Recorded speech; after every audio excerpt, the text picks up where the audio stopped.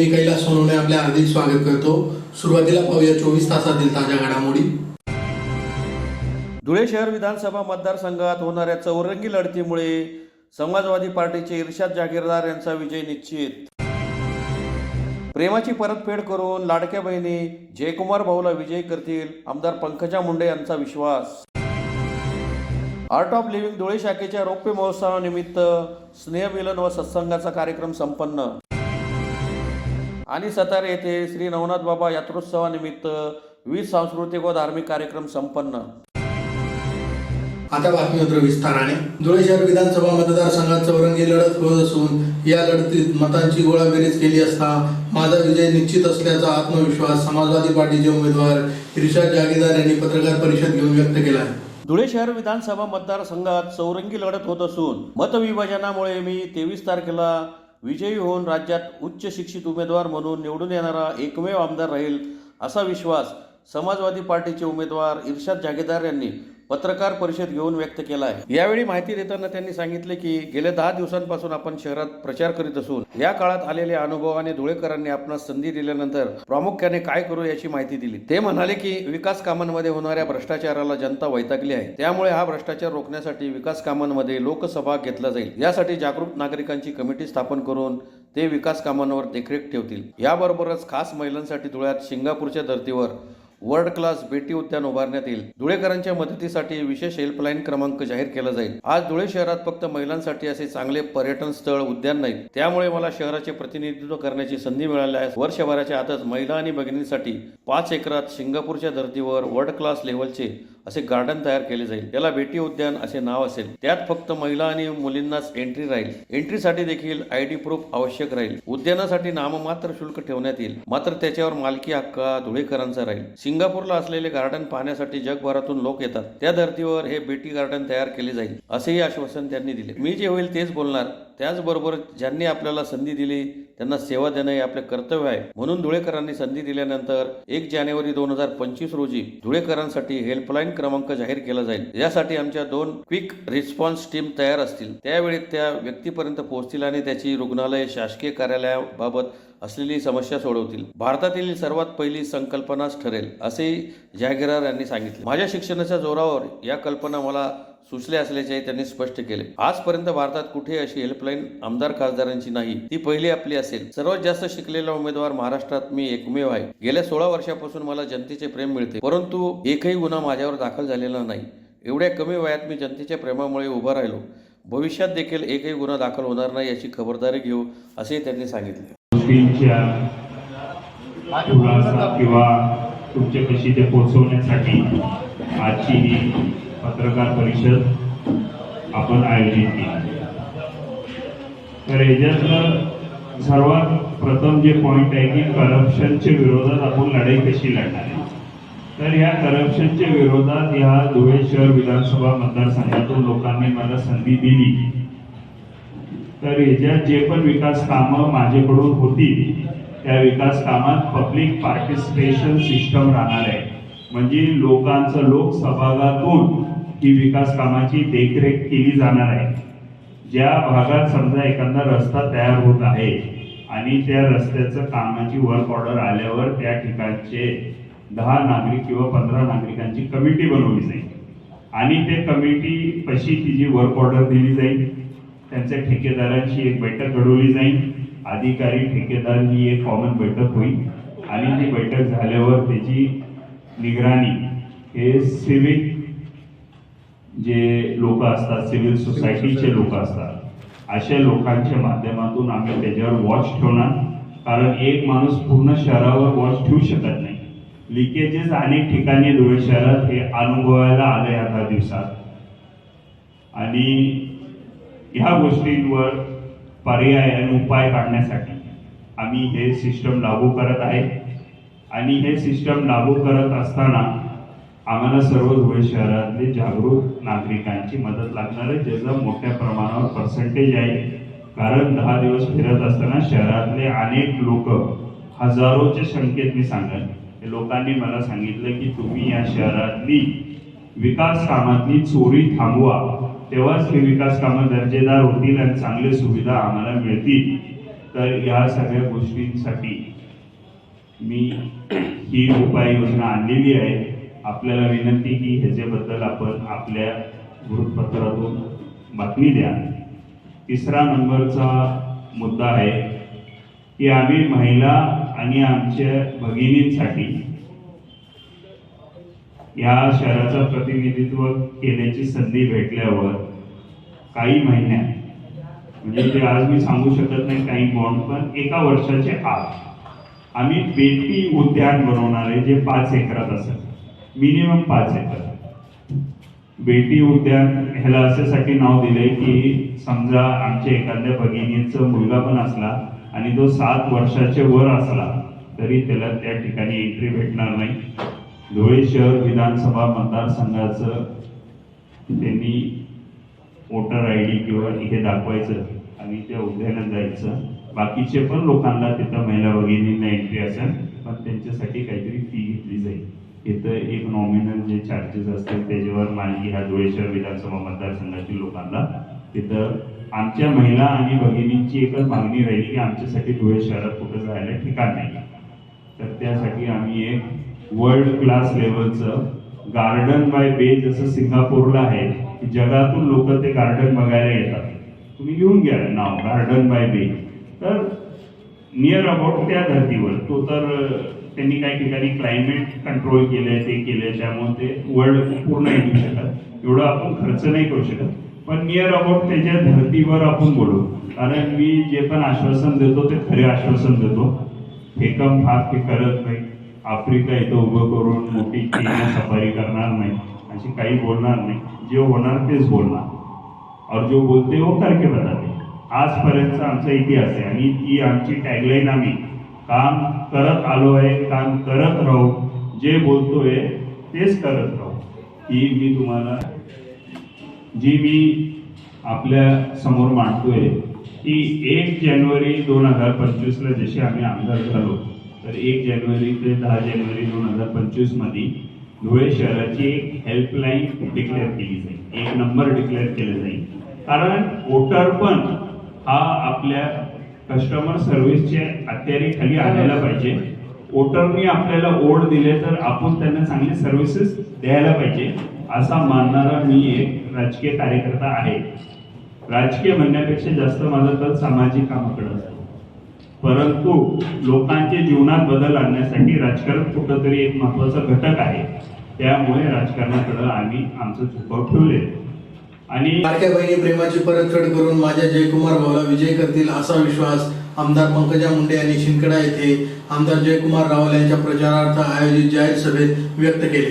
लाडक्या बहिणी प्रेमाची परतफेड करून माझ्या जयकुमार भाऊला विजयी करतील असा विश्वास आमदार पंकजा मुंडे यांनी शिंदखेडा कृषी उत्पन्न बाजार समितीच्या मैदानावर महायुतीचे उमेदवार जयकुमार रावल यांच्या प्रचारार्थ आयोजित जाहीर सभेत व्यक्त केले. यावेळी बोलताना त्यांनी पुढे सांगितले की महायुती सरकारने महिलांना एसटी प्रवासाचे तिकीट अर्धे केले. लवकरच महिलांसाठी प्रवास पूर्णतः मोफत होणार आहे. शेतकऱ्यांना सौर कृषी पंप देऊन वीज बिल 0 केले. त्यामुळे येणाऱ्या निवडणुकीत विरोधकांना तुम्ही 0 करा असे आवाहन पंकजा मुंडे यांनी केले. तसेच सरकारने शेतकऱ्यांसाठी विम्याची योजना राबवली. शेतकऱ्यांना सन्मान योजनेअंतर्गत निधी वाढवून दिला. शेतकऱ्यांना सन्मान योजनेअंतर्गत निधी वाढून 15,000 रुपये होईल. बेरोजगारांना भत्ता मिळेल. यासह विविध योजनांचा लाभ मिळणार आहे. तसेच लाडक्या बहिणी देखील दरमहा 2100 रुपये दिले जाणार आहे. त्यामुळे माझी बहीण कमळाला सोडणार नाही. कारण महिलेने नाते ठेवले तर ती 7 जन्म सोडत नाही. शिवाय महिला कोणाचं उधार देखील ठेवत नाही. महिला स्वाभिमानी असतात. त्या सन्मानाची परतफेड करून जयकुमार भाऊ रावल यांना भरघोस मताने नक्कीच विजयी करतील. शिंदखेड्याच्या विकासासाठी मी जयकुमार रावल यांच्या सोबत काम करेल असा शब्दही यावेळी आमदार पंकजा मुंडे यांनी दिला. यावेळी व्यासपीठावर आमदार पंकजा मुंडे, आमदार जयकुमार रावल, प्रवक्ते संजय शर्मा, जिल्हाध्यक्ष बबन चौधरी, शिंदखेडा माजी नगराध्यक्ष रजनी वानखेडे, नारायण पाटील, अनिल वानखेडे, पंकज कदम, देवा पाटील, संजीवनी सिसोदे, भारती माळी, प्रतिभा चौधरी, ज्योती बोरसे, सोनी कदम, छाया इसी, दयाराम माळी, धनंजय मंगळे, किशोर पाटील, उद्धव देशमुख, प्रकाश चौधरी, संजय पाटोळे, संजय कुवर, युवराज माळी, रमेश करणार आदी उपस्थित होते.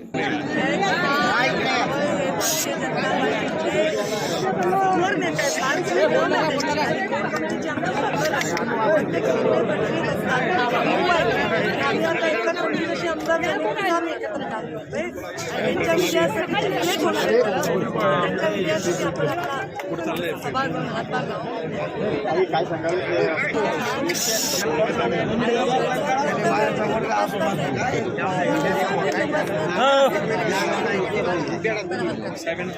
ताई पटेंगे तो कटेंगे या विधानाकडे आपण वेगळ्या नजरेने बघत होता. काय सांगाल, आपण स्पष्टीकरण देणार होते यावर? फडणवीस देखील म्हटले यावर सामन्यावर की मला काही माहिती नाही नक्की काय प्रकरण आहे. आपली काय मला माहित नाही काय स्टेटमेंट आहे त्याच्यावर आम्ही काल बोलतो. ताई, हेलिकॉप्टरमधील जी तपासणी होते सामानाची तुमची पण काल पण झाली, आज पण झाली, तर तिथं निवडणूक आयोगाकडून महिला कर्मचारी असायला पाहिजेत असं तुम्हाला वाटतं का? सगळे पुरुष कर्मचारी असतात. कारण आपल्या बॅग ज्या तपासल्या गेल्या काय माझं काय म्हणणं आहे, आपण नवीन प्रश्न का नाही तपासल्यात काय तपासल्यात आणि बॅग तपासल्यात त्याला आम्ही सहकार्य करतोय. आता त्यांनी निवडणूक आयोगाकडे कोण कोण असलं पाहिजे त्याच्याविषयी आता मला काही भाष्य करण्याची आवश्यकता नाही वाटत. आता फोकस आमच्या काय सांगाल राज्यामध्ये 101% येणार.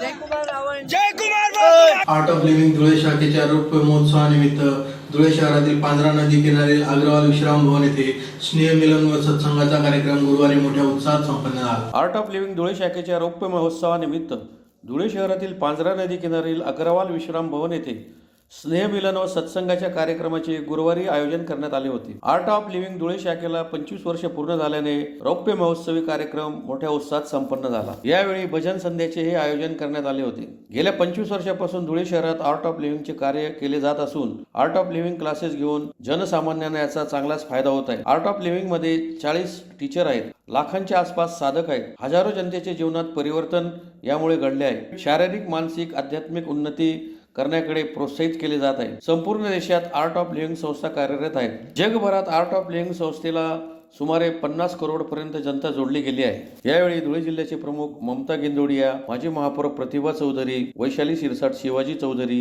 भिकन कांकरिया, सचिन लोंढे आदि उपस्थित होते.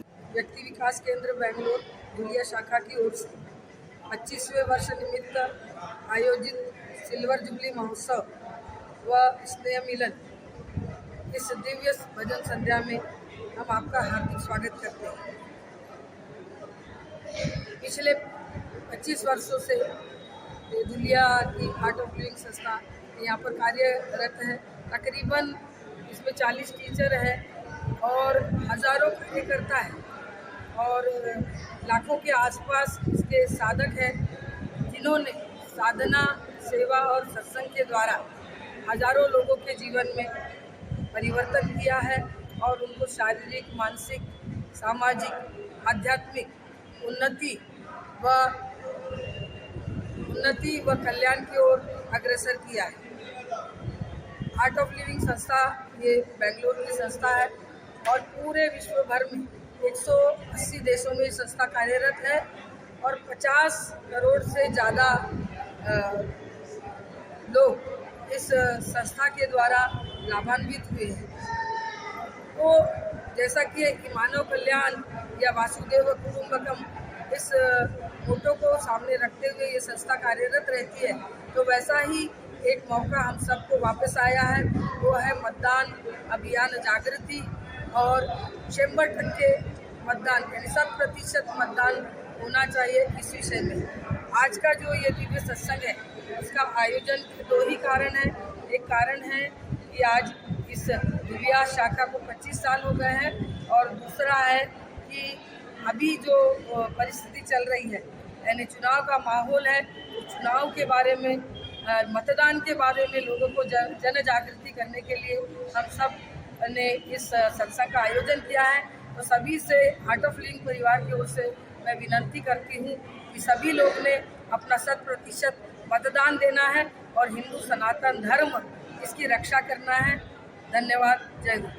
शिंदखेडा तालुक्यातील सतारा येथे श्री नवनाथ बाबा यात्रोत्सवानिमित्त विविध सांस्कृतिक व धार्मिक कार्यक्रमांचे आयोजन करण्यात आले होते.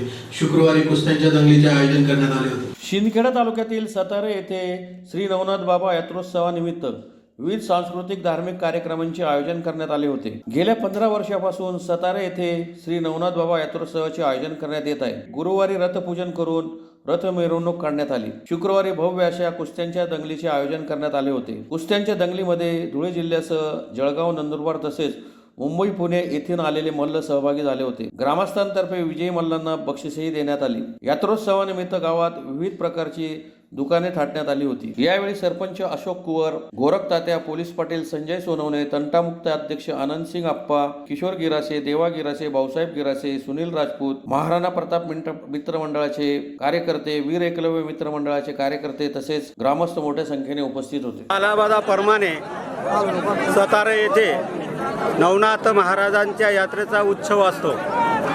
आपल्या या साताऱ्याचे लाडके आदरणीय गोरख तात्या यांनी एक संकल्प केला होता.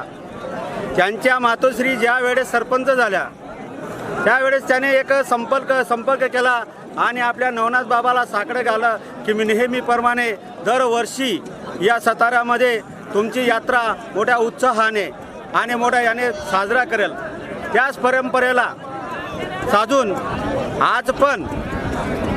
आज या सातारा गावामध्ये या महाराष्ट्रामध्ये जेवढ्या काही मोठ्या मोठ्या यात्रा होता, सारंगखेडा असतील, बोरीस असतील, एवढ्या मोठ्या यात्रेमध्ये कुस्तीची दंगल होत नाही. आणि या छोट्याशा साताऱ्यामध्ये जेणेकरून एक लाखो रुपयाची उलाढाल करून आणि जे काही नामवंत पेलवान या साताऱ्यामध्ये मोठ्या उत्साहाने आपली कुस्तीची दंगल करता. याच्यामध्ये आमच्या या तात्याचं आणि सातारा गावाचे सगळेच नागरिक आणि आमचे सगळ्यांचे लाडके नेते मार्गदर्शक आदरणीय जयकुमार भाऊ रावलसाहेब यांचं पण मार्गदर्शन आम्हाला लागत असतं. आणि परिसरातील आमचे बेहडचे सरपंच आदरणीय रावसाहेब पेलवान असतील, बेहडचे माजी उपसरपंच पिंटू बाप्पू असतील, चिमटाण्याचे जितूदादा असतील आणि ताज्यावरती प्रेम करणारे या परिसरातील प्रत्येक गावातील बडसाना असेल, देवी असेल, डेगावा असतील, या सगळ्याचं प्रेम करणारे, तात्यांवरती प्रेम करणारे सगळेच मंडळी इथं हजर राहते. आणि सालाबादाप्रमाणे यावर्षी पण एवढ्या मोठ्या उत्साहाने ही यात्रा नवनाथ महाराजांची यात्रा आणि सदैव असंच आशीर्वाद नवनाथ महाराज आमच्या या तात्यावरती या सातारा गावावरती राहू देऊ अशी मी ईश्वरचरणी प्रार्थना करतो. थांबतो. जय हिंद, जय महाराष्ट्र. पुन्हा एक नजर ठळक घडामोडींवर.